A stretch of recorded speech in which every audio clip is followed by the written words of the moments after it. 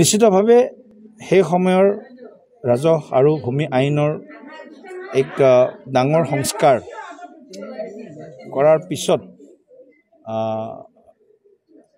বিভিন্ন সত্ৰ দেৱালয় লৈ তেখেতে ভূমি দান কৰিছিল বা চৰকাৰী নীতি নিয়ম মতে। আৰু পৰৱৰ্তী সময়ত আমি দেখিছোঁ কংগ্ৰেছৰ শাসনকালত এনেকুৱা সত্ৰ দেৱালয় সমূহত বা আমাৰ সংৰক্ষিত বনাঞ্চল PGR, VGR বা আমাৰ চৰণীয়া পথাৰ চৰকাৰী ভূমিত ভয়াৱহভাৱে তেওঁলোকে বেদখল কৰিছিল। আৰু এই বেদখলৰ মূলত আঁৰৰ শক্তি আছিল, অনুজ্ঞাপত্ৰ প্ৰদান কৰিছিল তদানীন্তন কংগ্ৰেছ চৰকাৰসমূহে। গতিকে এতিয়া আমি সেই আমাৰ মাটিবিলাক, খিলঞ্জীয়া মানুহৰ মাটিবিলাক, অসমীয়া মানুহৰ মাটিবিলাক আমি পুনৰুদ্ধাৰ কৰাৰ কাৰণে আমি চেষ্টা কৰিছোঁ।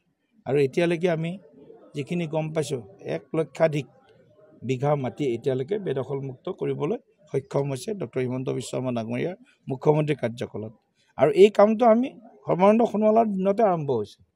কাজিৰঙা বেদখলমুক্ত কৰা বা আমাৰ গুৰুজনাৰ পবিত্ৰ জন্মস্থান বটদ্ৰৱা সত্ৰক বেদখলমুক্ত কৰাৰ কাম 2016 চনৰ পৰা আমি আৰম্ভ কৰিছোঁ। কিন্তু এতিয়া গোটেই কথাখিনি আমি দেখিছোঁ এটা গতি পাইছে, এটা নতুন মাত্ৰা পাইছে।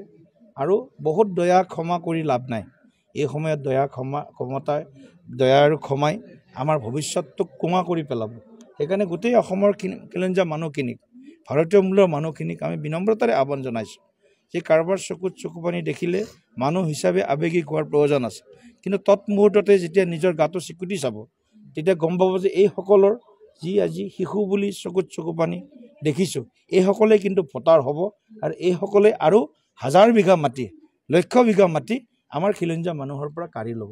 গতিকে সেই ভৱিষ্যতৰ দিনটো কেনেকৈ হ'ব পাৰে সেইটো কথা চিন্তা কৰি সেই বিষয়টো মনত ৰাখিহে আমি আজিৰ সময়ত আমাৰ প্ৰতিক্ৰিয়া হোৱাটো উচিত হ'ব বুলি মই ভাবোঁ।